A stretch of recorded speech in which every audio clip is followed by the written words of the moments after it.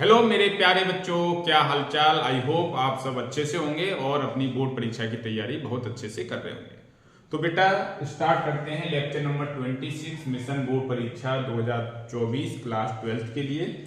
तो सबसे पहले देखिए, पिछले लेक्चर में आपने देखा, आता है ना रिकैप, पिछले लेक्चर में आपने देखा तो आपने देखा कोई एक सर्कुलर पॉइंट थी जिसमें जो है कोई विद्युत धारा आई बह रही है, इसका सेंटर वो था। यहां से हमने देखा x जो है दूरी पे कोई पॉइंट P है और मान लीजिए इसकी जो त्रिज्या a है। तो यहाँ पे हमने मैग्नेटिक फील्ड का सूत्र सीखा था बेटा, mu naught over 4 pi 2 pi I a square over A square plus x square की पावर 3/2।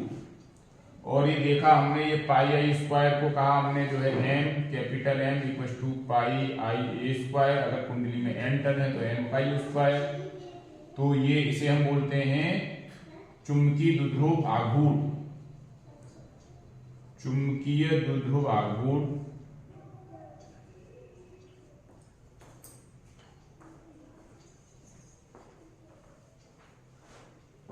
और तो ये क्या हो गया, m equal to total I into A. तो ये वेक्टर फिजिकल क्वांटिटी है, इसका डायरेक्शन कॉइल के एरिया वेक्टर की डायरेक्शन में होगा। एरिया वेक्टर का डायरेक्शन क्या होता है? ओके, अलोंग नॉर्मल, ओके अवलंब की ओर होता है। तो यहां ये क्या रहेगा, south to north, south side से नॉर्थ साइड की ओर जो है एरिया वेक्टर की डायरेक्शन में चुंबकीय द्विध्रुव आघूर्ण का डायरेक्शन होगा। मान लीजिए अगर ऐसे ये है, अगर मान लीजिए इसका मुझे देखना है तो आप ये ओके, इसके लिए जो है ये राइट हैंड थंब रूल है। आप जो है करंट की डायरेक्शन में फिंगर को मोड़िए और डायरेक्शन ऑफ द थंब, इसका जो है इस अंगूठे का डायरेक्शन आपको अब क्या देगा, मैग्नेटिक मूवमेंट का direction, okay magnetic dipole movement का डायरेक्शन है ना। अगर बेटा ऐसे ऐसे ले लीजिए, अगर ऐसे ऐसे होता ऐसे ऐसे, तब जो है मैग्नेटिक डाइपोल मोमेंट का डायरेक्शन अंदर की ओर होता है ना। दे रहा बेटा दिखाई, देखो तो इस टाइप। तो ये सब चीजें हमने जो है पिछले लेक्चर में देखी। अब हमें देखना है कि इसका जो है, हमने देखा कि जो इस साइड में भी देखो, इस साइड से है ऐसे है तो मैग्नेटिक फील्ड का डायरेक्शन आउटवर्ड, ओके, और जो है ऐसे है करंट, तो ये क्या जाएगा, आउटवर्ड है ना। तो जो हर डायरेक्शन में जो है, अगर आप इसका जो है यहां से लेके किसी पॉइंट पर देखेंगे तो मैग्नेटिक फील्ड का डायरेक्शन बाहर की ओर ही आएगा, यहां भी बाहर की ओर आएगा। तो जब अगर हम इसे जो है डिस्टेंस के साथ अगर देखें, इसे ऐसा करें प्लॉट, x मान लो x इक्वल टू 0 है, मीन्स यहाँ पे सेंटर हो गया।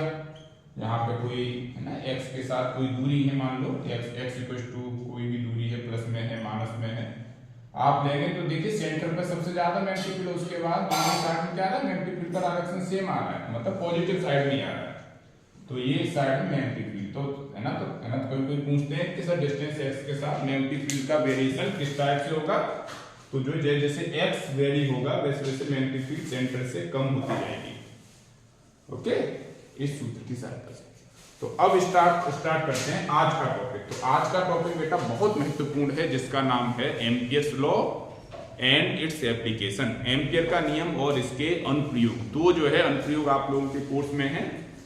देखो बेटा, इससे पहले जब आप इलेक्ट्रोस्टैटिक, आपको याद है इलेक्ट्रोस्टैटिक्स में आप देखते थे जो है क्या देखा आपने, कूलम लॉ। तो कूलम के नियम की जगह क्या आ गया, बायो सावर्ट लॉ इसमें। और दूसरा नियम क्या देखा था, याद करो इलेक्ट्रोस्टैटिक में क्या देखा था, दूसरा नियम कौन सा था, गॉस का नियम। तो गॉस के नियम के एनालॉगस यहाँ क्या आएगा, एम्पियर का नियम। अब देखिए, तो आज का टॉपिक है बहुत महत्वपूर्ण है, ये सब जो है बायो सावर्ट का नियम और एम्पियर का नियम, ये दो जो है सेपरेट पार्ट हो गए। तो बेटा आज करते हैं एम्पियर के नियम की बात, और आज ही इसे खत्म भी करते हैं, एम्पियर का नियम। देखो, एम्पियर साहब ने कहा कि अगर कोई भी एक जो है लूप है ना बेटा, ये जो वृत्त है, ये सब स्फीयर नहीं है, ये क्या सर्किल है, कोई भी सर्किल है ना। गॉस में क्या होता था, स्फीयर होता था, यहाँ पे सर्किल है। मान लीजिए इसमें जो है ना करंट इस टाइप से सब बह रही है, ठीक है। और जो है ये है डायरेक्शन ऑफ करंट, सॉरी ये है direction of loop of the, इस लूप का जो है सेंस है डायरेक्शन का वो ऐसे है, इस लूप का सेंस है ना। और देखिए इसमें मान लीजिए कोई एक दूसरा करंट जो है I1 अंदर की ओर जा रही है और दूसरी करंट I2 जो है बाहर की ओर आ रही है, तो जो है ऑब्वियसली इसके अंदर जो I1 I2 है ना करंट, तो जो है अब इसके एसोसिएटेड जो मैग्नेटिक फील्ड होगा, यहां जो भी मैग्नेटिक फील्ड होगा चाहे जो मतलब करंट कोई बाहरी क्यों ना हो, तो उन्होंने कहा कि इस जो है पूरे लूप के अलोंग अगर आप जो है लाइन इंटीग्रल रेखीय समाकलन अगर कर दें चुंबकीय क्षेत्र का, तो ये B डॉट dl ये हमेशा क्या आएगा म्यू नॉट इंटू आई इनसाइड, इसके अंदर जो सा मतलब करंट है उसका जो है म्यू नॉट टाइम्स होगा। वहां क्या होता था बेटा गॉस के नियम में E dot ds equal to Q inside over epsilon not, Q सिर्फ हम अंदर वाला लेते थे जो है, यहाँ जो है इलेक्ट्रिक करंट अंदर वाला लेंगे 1 ओवर एप्सिलॉन नॉट की जगह म्यू नॉट आ गया E की जगह B, लेकिन यहाँ ds की जगह dl, ये लाइन जो है इंटीग्रल की बातें कर रहे हैं। तो अब ये देखना बेटा म्यू इनसाइड कौन कौन सा आएगा, अब मान लीजिए अगर एक ही जो समझ करंट होता तो अंदर वाला ले लेते, लेकिन यहाँ दो ही करंट, तो इसमें अब एक को पॉजिटिव लेना एक को नेगेटिव लेना, तो कैसे लेना देखिए करंट का डायरेक्शन जो है लूप ऑफ सेंस के जो है की ओर आ रहा है, लूप ऑफ सेंस और करंट का डायरेक्शन सेम है, देखो ऐसे